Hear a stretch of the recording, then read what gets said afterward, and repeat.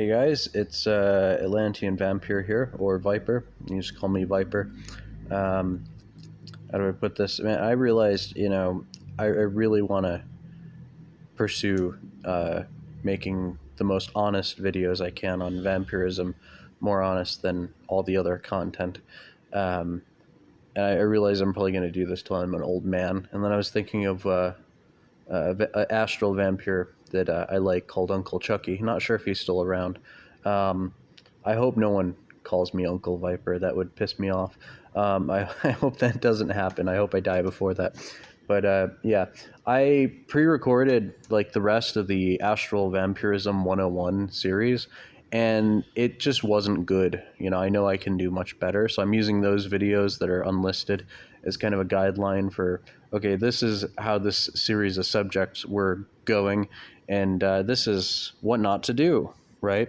Where I gave analogies and examples, and might have sounded a little patronizing. Some of these videos that I made public might have sounded patronizing, but that's not the intent. Sorry if that's what it seems like. But yeah, and then I would talk about the next part in that video and then bring up the analogy again. And I'm like, why did I say that a second time? That's not relevant to anything. Anyways, so yeah, I wanted to get into the nature of the soul. So, I feel I'm literally repeating myself, driving myself to insanity. But yeah, so a lot of occult practitioners that I know don't believe in dinosaurs, right? Because, when you do astral travel, spirit working, and all sorts of shamanic stuff, you always come across spirits of woolly mammoths, great extinct eagles that are giants, right? You come across mythical creatures, phoenixes, unicorns. You come across dire wolves, mammoths. You come across so many different extinct creatures and mythological creatures. You never come across dinosaur spirits, though. You don't really see many videos talking about that. There's all these spiritual animal totems, but you never see a velociraptor on the animal totem. But you do see plenty of other extinct animals. So what's going on here, right? I believe the dinosaurs existed. I don't believe they had spirits, right? I believe they had souls, but not spirits. So this video will be getting into the difference between souls and spirits, right? So as kind of an animist, a monist, and kind of a hermeticist, hold on, I need to check my email. All right. Yeah. Anyways. Just got notified by YouTube that a video I made was age restricted. I mean, that's better than getting taken down, honestly. I figured, that video I made on saving children's lives is bullied people coming to me talking about vampirism on Discord. I thought I'd make a video to save people. And then since the video was taken down, people didn't appreciate my social commentary. I thought I would double down on that and just post social commentary that has nothing to do with anything. Just to piss people off. But also, people I agree with can come across it and be like, oh, this is cool. But anyways, yeah, so difference between the spirit and the soul. So yeah, I believe in as above, so below, as the world I see it here, so it is so below. I believe there, like I said in the previous video, I believe there is a spiritual equivalent of every form of matter, and a mimicry, the realm of the spirit as the conceptual, and the realm of the material as the material, right? So how do I put this? I believe life spiritually and physically kind of evolve side by side. So I think just as how I talked about, material deities and spiritual deities that are kind of avatars of their respective side of things, being so concentrated they can't interact with one another. I think in a certain sense, you have basically material chemicals, elements, molecules that technically have a spiritual essence, but it's just as simple and as rigid as the materials that they are made out of. and they're not as refined. So when the phenomena of life occurs, DNA, amino acids, all that is created in the primordial soup, and little organisms start to evolve, and then fish, start to swim, and dinosaurs are created. You have creatures that are pretty relatively new to life. I mean, sure, it might be millions of years, but they're still new to what they are, right? And you have something similar in the spiritual, where there's the spiritual soup, so to speak, where you have creatures that exist in the astral that, hold on. But yeah, you have basically what I would consider astral jellyfish. They just float through the astral, and they kind of siphon just regular debris and particles that flow through that realm.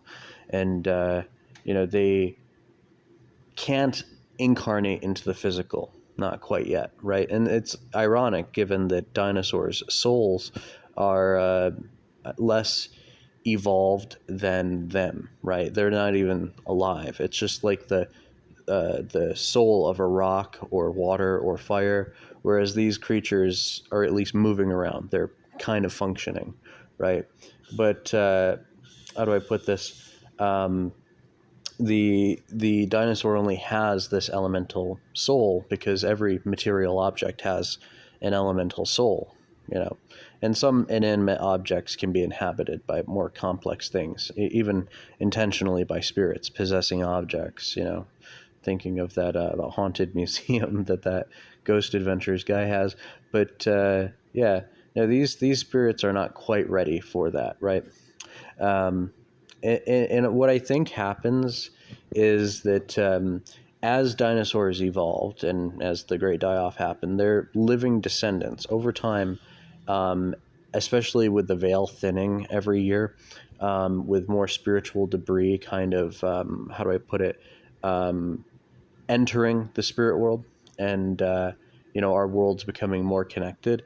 I think certain physical behaviors, certain virtues can affect the way certain people develop, or certain creatures develop, right?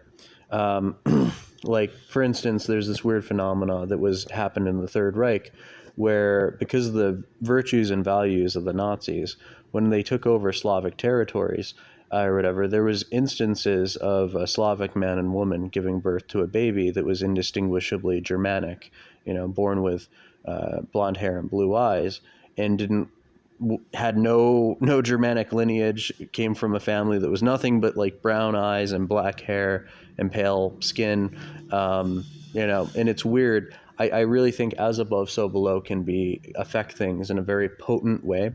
So I think certain actions, certain ways we conduct our lives can have consequences or benefits for future descendants, especially when the veil is thinned. So it's likely that through evolution, depending on cognitive function, the changing of instincts and body composition and adaptation, there's a spiritual parallel. And based on whether or not the veil is thin, that can change the genes of certain creatures and make it so animals quite literally evolve with ESP genes or psychic genes, or the ability to better interface with the spirit world, so to speak. So over time, their basic spiritual material inside them becomes more complex. It starts to become a spirit. It starts to become a conscious entity, or maybe a subconscious instinctual entity, but there is some type of cognitive thought spiritually. And what I think happens is when they die, you have that same exact creature now in the spirit world as what it was when it was alive, a spiritual bird, lizard, whatever it is, rabbit. Since the body of this animal, this bird, let's say, has evolved more of a ability to hold a more complicated spiritual essence, that also allows other spiritual beings that have yet to incarnate, that are how do I put it? They might come in contact with physical material that has drifted into the astral, and they might learn to live on that, inhabit it. On a level, they learn how to inhabit rocks that float through the astral realm, as I do believe physical debris from our universe enters theirs. And it might give them a just basic generic ability to interact with physical matter. And now you have an egg from this bird, right, that has developed this ability to hold more complex spiritual essence. And now you have this barely sentient spirit, and then it can incarnate into that egg, and then that bird hatches, it lives its life, and then it dies. And what was once this kind of elemental spirit that had learned to interact with matter over time and over its cycle of procreation, because spirits have sex, spirits can die, and spirits have lineages. So this spiritual essence within this creature, this basic, almost elemental spirit that has learned to interact with matter, now that it's in this bird, its spirit, its spiritual energy takes on the form of that bird.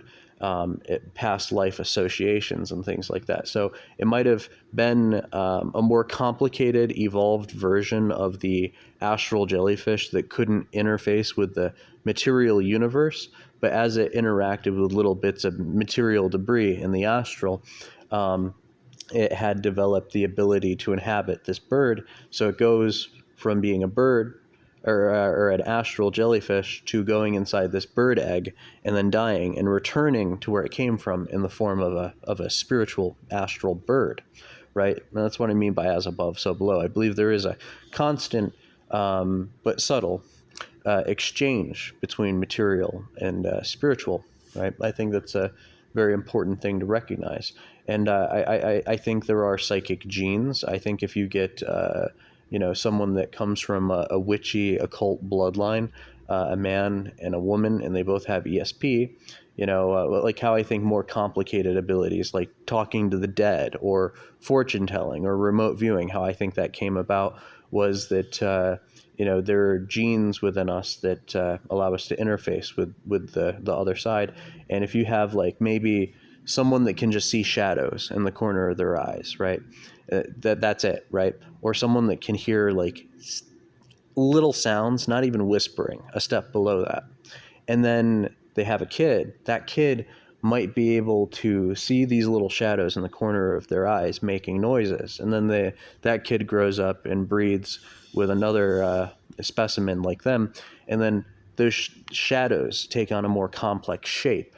And now they can actually start to hear whispering. And you keep doing that, and I believe the ancients knew about this, and they intentionally bred certain bloodlines that were more predisposed to this, until people could just literally flat out talk to their ancestors, interact with gods, all sorts of things, and develop all sorts of psychic abilities. I'm personally in favor of creating, a eugenic type of program. If one day, if I ever become the evil archaeologist type under an authoritarian government, being like, yeah, let's breed psychic superhumans, that would be really cool.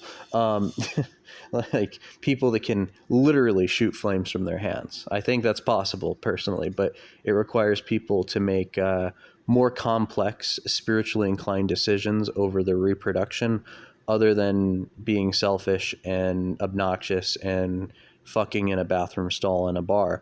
So we have a long ways to go before we, become, floating Aladdin type creatures. But I think there is this kind of exchange, right? So what is the spirit compared to the soul? So I think every spirit has a soul. Not every soul has a spirit. So you can think of the soul as the mountain, right? And the spirit as a house or a castle built on the mountain, right?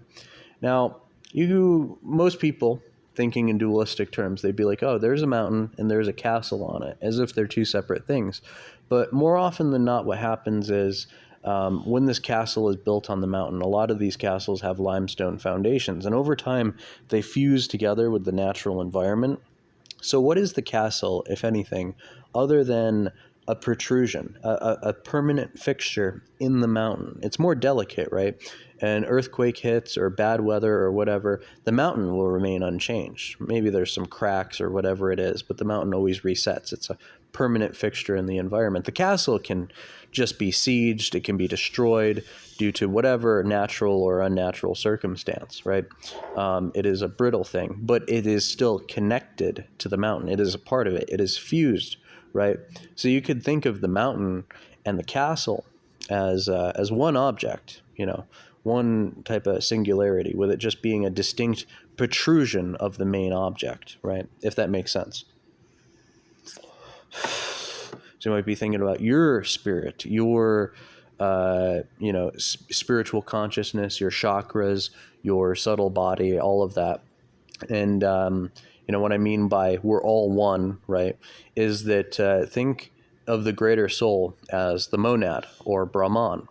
And all of us, well, not all of us, but we'll get there. All of us are castles built on the same mountain. We are all protrusions. I think a lot of people don't realize this. Most of us share the same soul, right? On the grand scheme of things, these people are what I would call the connected. And a friend of mine named Joseph gave me that idea. The connected, they're all distinct protrusions. And here's a little diagram I made. And, each time I bring up a point, I'll put a little PNG circle over the area to emphasize it and explain it. And I'm going to try to explain it with this image in mind to make it easier. But they're not just separate things that are just on this platform. No, they're a part of the platform, right? There is the main soul of Yggdrasil and the greatest soul of Brahman, the soul of God, right? All souls are little sparks, little flickers of a greater fire, the fire of God, the fire of Source, the fire of the monad, Brahman, the grand infinity, Source, all of it, right? And you're just this little flicker, right? The fire is still connected to the greater fire, right? And how do I put this? Above that, you got to think of how do I put this? This is going to sound weird. You got to think of your soul as a tree stump, so to speak. That is part of the environment, right? And it doesn't really do wonders if I describe it that way, because the tree stump is technically separate from the ground it's in. So let's just say there is a gigantic metal platform. I drew this too. Oh, and I dropped my phone. There's a giant metal platform, right? Also made out of magnetic material. Why does it have to be magnetic? We'll get there. But hold on. So there are these tree stumps that are cut at the base, right? They're just little protrusions, little platforms that grow from this metal platform. Underneath the platform is raw Source. It's raw Brahman. It's just natural infinity, infinite substance. And, there are little grates all across these metal floor, right? And, these little grates, or vents rather, there's a constant flowing of elemental energy, raw material from Source that's infinitely kind of floating out. And this is, in this example, but I do believe it's also a physical example. I believe Brahman, or God, physically creates infinite matter constantly, and the universe is constantly growing, and there is no end, at least to my knowledge. But basically, how do I put this? In the spiritual sense, this is raw elemental earth, air, fire, and water that's just flowing from these vents, right? And these vents are all throughout, and each and every one of us has our basic soul that's connected to the metal platform, and it's distinct, it's fused. And there is something that I call subtle emanation. It is the pure form of element. It is the gold form, right? It is pure gold version of earth, air, fire, and water. But it's subtle. It's light. It's insubstantial, and it's almost passively generates, right? Like every hour, you just a little micro piece of it just flows up, right? So you could view this magnetic platform, the lesser soul, your soul, as being a really inefficient type of spigot, so to speak. And this purified energy develops into materials that little tools, little things that become more complicated over time, that are on the that just rest on the top of this this platform, on top of your soul, right? Its own little environment, so to speak. And whether from physical or spiritual evolution, whatever, basically over time, you imagine little nuts and bolts, just slowly, like a 3D printer that's speed is set on negative 10,000. It's just slowly 3D printing these little tools, these little bits of building material, and then you have the astral jellyfish that's on top of this little platform, right? And that's created from subtle emanation.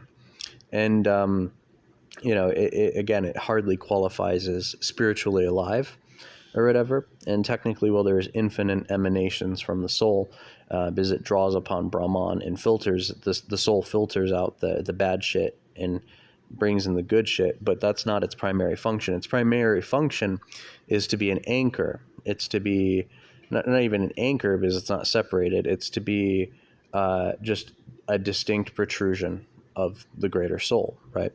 It's this little bump, right? And its emanations are secondary, whereas there is more gold, so to speak, that comes through the vents, but it's equally matched by lead, by toxic mercury, by toxic antimony, all of that, formaldehyde, whatever horrible thing you can think of, chromal chloride.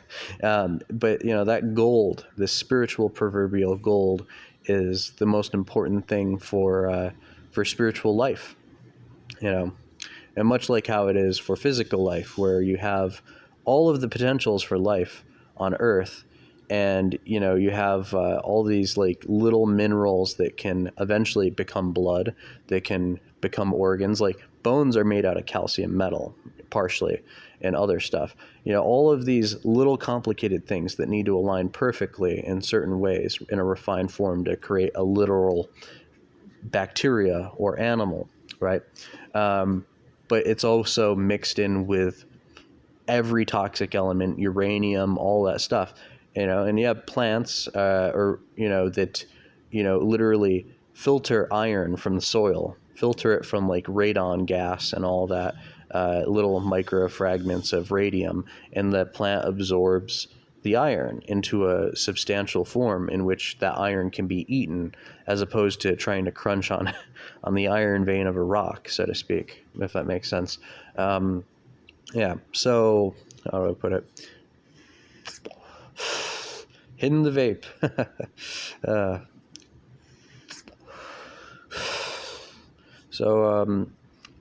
Basically, you need to extract all of this gold from, this elemental energy that comes up through the vents, right? And what happens is, over time, regardless of how it actually happens, I mean, my whole thing with dinosaurs and incarnation, that was a theory, right? An oversimplification of what I think it is. But regardless of how it happens, over time, these little materials become a little more complex, and they grow and are connected to the soul. And in this analogy, on this little platform, right? This little foundation, so to speak. The foundation example would probably be better than magnetic metal protrusion or a magnetic tree stump, right? So this foundation that is the soul. Now over time, there's a little I don't know, a little house made out of like popsicle sticks or twigs, something like that. And over time, it becomes a little thatch house, and it can become a castle, right? So over time, as this house develops, there is, in this analogy, how do I put it? A fabricator that can generate all the tools and raw materials to make the structure more complex. I suppose the fabricator is a metaphor for spiritual evolution and adaptation.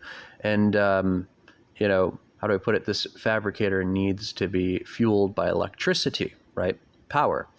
So how do I put it? It's connected to a motor, right? Well, the motor, needs to burn gasoline in order to generate the power to power the fabricator, right? And then even then to keep the lights and water running inside the house, right? To keep it, functioning, to be animate, so to speak, as opposed to an inanimate soul. I mean, the soul itself is inanimate, and a lot of spirits are inanimate. Or, well, no, actually, no. Then at that point, they're just still souls.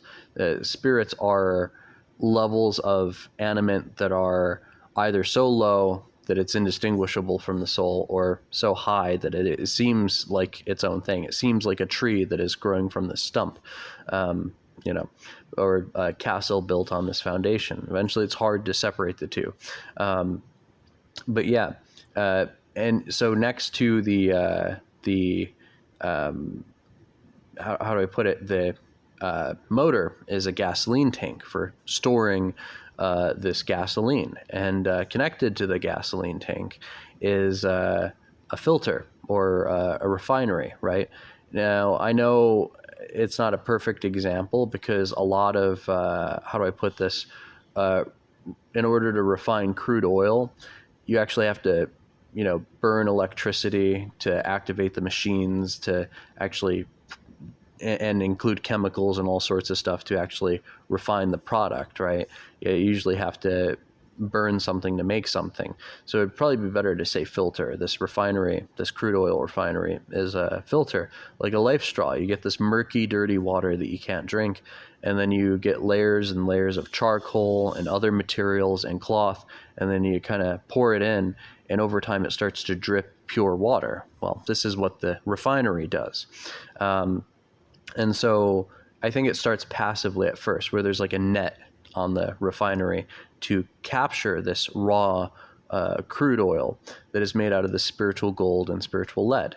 And over time, as it collects it, it kind of filters it and, into pure gasoline, into the tank, which causes the engine to burn and create electricity, or the engine burns it and creates electricity that, powers the fabricator to build more complex structure, more spiritual development, and also make it so the little people inhabiting that house or castle or whatever it is, make it so they can actually live there, right? When it gets cold, they can be warm. When it gets hot, they can be, turn on the air conditioner and get cold, right?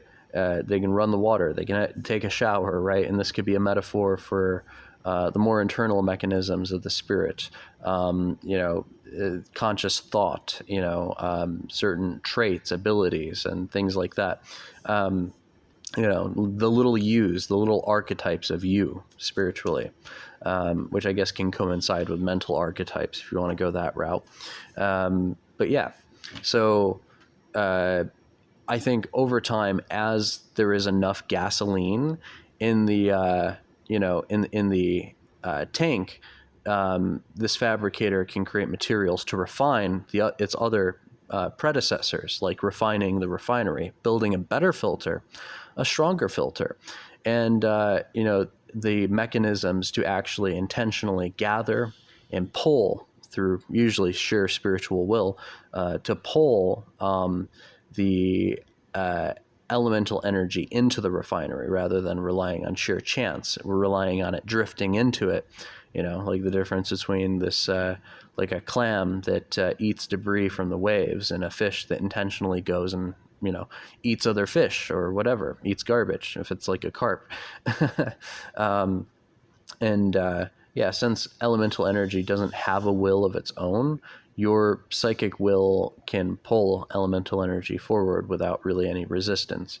So, now that it's become more efficient at filtering, all of these little mechanisms are basically metaphors for the chakras. This is what chakras do to keep your spirit alive and functioning and developing from whatever it was before to being anything from a regular, stereotypical ghost or a god, right? Becoming more and more complex over time. And, how do I put this? If the subtle body, or the astral body, the spiritual body, runs out of this gasoline, runs out of this gold, it doesn't die, because it's connected to the foundation, which is a part of the greater foundation. It's, connected from the protrusion of the greater protrusion of the world tree. And that is truly infinite, or at least it draws upon the infinite, right? And in this sense, there is no entropy. The soul is anti-entropic. And, there are a lot of people that try to describe the soul and make a science out of it. I'm not going to attempt that. The soul, I don't think, is anything that can ever really be comprehended, because it's a literal extension of Brahman, the unknowable. So when people say, I know the nature of the soul, I don't believe them. I don't care if you spent 50 years in a Buddhist temple and practiced Qui-Gon and all these other things, that you cannot convince me that you know what a soul is. Because I don't even know, I don't know what a soul is. I don't know anyone. I know plenty of people that think they know what a soul is, but I don't know anyone that actually knows what a soul is. Whereas the spirit is far more simple. It's within our grasp. It's easy to understand the spirit, just as it is to read a book on anatomy and figure out which organs we have and how we work. And you can literally build a science out of it. You can, study neural pathways in the brain. You can figure out what it is to be human, right?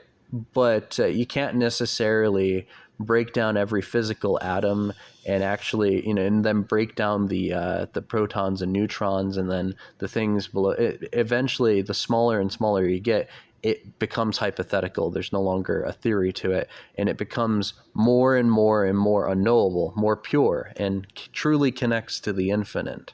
You can know a simple expression of matter, but you can never truly know, in an absolute sense, the true base or greater whole of the universe. You can't look at the entire material universe as one object, right? Because it's infinite. It goes on forever and forever. That's what I'm trying to say. You can look at a planet. You can understand that planet. You can have some sci-fi technology that can scan it and tell you what materials it's made out of. But you can't look upon the totality of the universe. So if you said you could, I'd call you a liar. I don't care who you are. I don't care if you're one of my best friends. If my friend Joe was like, I know what the soul is in truth, like without a reasonable doubt, I know what it is. I'd be like, you're lying to me. Like I just, maybe that's a failing on my part. Maybe someone does know it. I just don't see how. So I refuse to believe it. Whereas if someone I knew was like, I know the full nature of the spirit, absolutely. I mean, I think a lot of people can learn that. I think it's pretty easy. I think we have enough spiritual, occult, mystical knowledge to understand the spirit. The spirit is quite easy to understand, just as it is to understand the body, right? So I don't even know what a soul is, right? So I mean, that might undermine the entire point of this video, but I don't know what a soul is, because I don't know what God is. I don't know what the monad is, what Brahman is. Technically, I don't really know what Yggdrasil is, but it's easier to have an idea of what Yggdrasil is because it might be the most ultimate living thing that one could think of. but it's still a protrusion of Brahman in the void. So it has a form to it. It has a specific function. It has a mechanism, and you can work with that. You can't work with what's below it.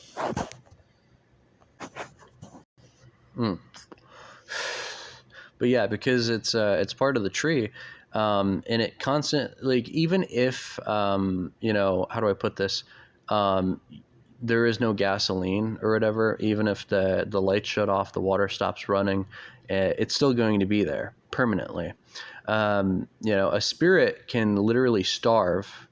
A regular spirit, a ghost, a god, whatever it is, it can starve, become desiccated for sure, but it goes into a tupor. Tupor is a state that birds go in, like a little coma, created from fear or being overwhelmed or whatever, or sometimes I think related to hibernation in winter.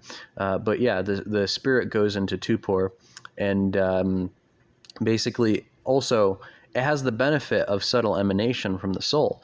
So I mean, if the body spiritually is so hungry that it shuts down, it can no longer function, there's no room for consciousness, and it goes in this deep sleep, it's still being fed with like a single grain of rice being produced like every 30 days, I guess, or every 100 years. You know, it still has subtle emanation, but that counts for nothing. It's so insubstantial that it's not worth considering, right? Like, is little, we need this entire drum canister of gold, you know, and then it's just this little gold leaf, that's a microgram that just drops on you. But yeah, no, it's interesting. But yeah, and what happens to the poison? What happens to the lead? Well, so above this magnetic platform, above these foundations, rather, these magnetic metal foundations in which these houses and castles are built, with all their refining equipment and all of that, and their engines and fabricators, whatever, or generators, rather, their chakras. Above that is a firmament, and it is the barrier. It is the shell, right? It is the shell of the walnut or the shell of the egg that is attached to Yggdrasil, right? That separates us from the infinite void. You know, so in this diagram, I have a little circle right now at Brahman, this infinity, this infinite substance, right? And now circle on the infinite nothingness, the zero sum, the totality of nothing, the void, Gunda gap, Kali, Tiamat, this force that is technically the same as Brahman. So, I mean, it is and isn't, but that gets too abstract. And I'm not a very abstract person. I prefer to keep things as objective as I can possibly understand. But basically, there were little cracks in the firmament that prior I thought was damage. I thought it was harmed, but it's more so to say that this egg or this shell, this fruit, has these little creases, in which the actual, like, you got to think of it less as a type of stiff object and more of something that can breathe, right? With the inner part of the firmament being kind of like a musculature, if that makes sense, with the ability to retract and move. And what it does is it kind of temporarily opens the outside of the shell a little bit, like it's internally, it's getting this this oxygen from the tree, the world tree, and the shell kind of opens up a little bit to expel the carbon dioxide or the lead, the poison, to have it go into the void and be dissolved into nothingness, while retaining its gold or burning that gold, so to speak. Kind of like it's an egg that's constantly growing and maturing, while attached to this tree, and the tree is constantly giving it yolk or sap, and there is how do I put it? It filters out the bad material of the sap and casts it into the void. There is supposed to be cracks in the firmament. Now, there is problems with parasitic creatures like Yaldabaoth that try to force these cracks open, and that can really only be done with assistance from the inside. We'll not go there. But yeah, so how do I put this? I mean, that's the nature of the spirit, right? I mean, I could end the video here, but this is where it gets into vampirism. The soul should not be able to be destroyed, right? It is a war crime. It is terrible. I am against many things. I'm against cannibalism. I'm against pedophilia, rape. I'm against all of that. I'm against money embezzling. I'm against, stealing from the innocent, the poor. There's basic things. But I'll say that destroying a soul, which you can't really destroy a soul, you can fracture it, is itself, I think, worse than rape. I think it's a rape of existence. You think hurting one person, a woman or a boy or whatever, is bad. Imagine doing that to the child that is existence. If you harm one lesser soul, another person's soul, your enemy's soul, you're harming the greater soul. You're harming this greater unknowable, and it's a genuinely sorrowful thing. And only the most powerful occultist can actually shatter and destroy a soul. But they're not too powerful afterwards. When I was younger, I was enemies with another occultist, and we did spiritual battle. And I hated him so much. I was so absorbed, self-absorbed in my hatred, that I was like, not only am I going to destroy your spirit, I'm going to destroy your soul. And vampires, astral vampires, we have kind of a deeper understanding of the soul than most. It's not a total understanding. It's like a little sliver that's a little more than most people. And you don't even have to be a vampire to do this. You can have deep insights into the soul, even if you're not a vampire. It's a completely different perspective that would be lost on me. But there are people that are ultra connected and can have insights into the monad that a vampire could not possibly have. I know one specifically, but anyways, I know you're watching this. Shout out. But so I didn't say shut up. I said shout out. I'm pretty sure it might come off as like I said shut up. Shout out. Shout out. But darn accent. So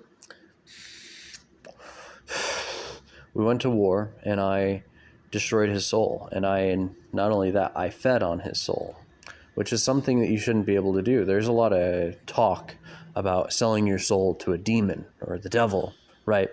Or devoting your soul to a god or the god. I'll give my soul to you, Jesus. Your soul isn't yours to give, and the soul isn't yours to take. But you can. It's just not easy, and you're not supposed to. It's you can give your spirit, right? And some people think of the spirit as the soul, right? So if that's what you mean by giving your soul or selling your soul, yeah, you can do that. You can sell your soul into bondage and slavery, like you can quite literally sell yourself into physical prostitution, for sure. But yeah, and I basically grabbed his soul and bit into it and slurped it. And I got to tell you, it was so much like, oh man, like I did mushrooms recently for the first time in my life.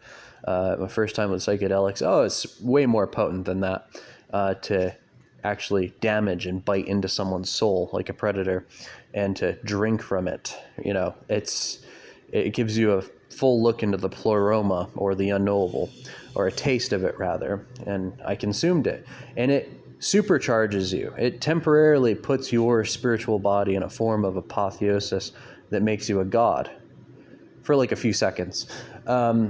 But how do I put it? There's what we would call the world tree, or God's gag reflex. knee-jerk reaction. You know, you like tap someone on the knee and they kick the shit out of you. Where after I shattered his soul and ate some of it and felt powerful and was ego tripping, it burns a piece of your soul, right, in a way that cannot actually be healed. And vampires have an ability to heal their soul in a way that no one else can. But how do I put this? No one else can because, how do I put this? The type of damage we would get only applies to us. So, of course, we can heal from that, whereas you wouldn't ever be able to face this specific type of damage we can go through. So it's not really something to brag about. It's just a distinction, you know. It's like, yeah, women's bathrooms, we have urinals in the men's room. Well, okay, well, why would I want the ability, you know, like, why would I want to have access to a urinal? I don't need that. You do. But yeah, so it is something that brings me great shame, because afterwards, the damage that it did to me, that it basically stunted a lot of my psychic abilities and my spiritual development and made me substantially weaker. And, you know, even if I get into the occult, even if I grow, do all these rituals or whatever, and grow more powerful, I'll never be as powerful as I could have been before that encounter. It's a permanent thing. It's a crime. It is something that, you know, God or Source or Brahman will never blame you for. It'll never hold it against you.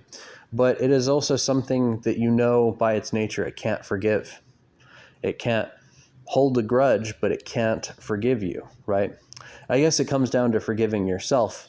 But if you had destroyed a soul, it is so horrific that I don't think any amount of shadow work and self-reflection and therapy could ever make you forgive yourself.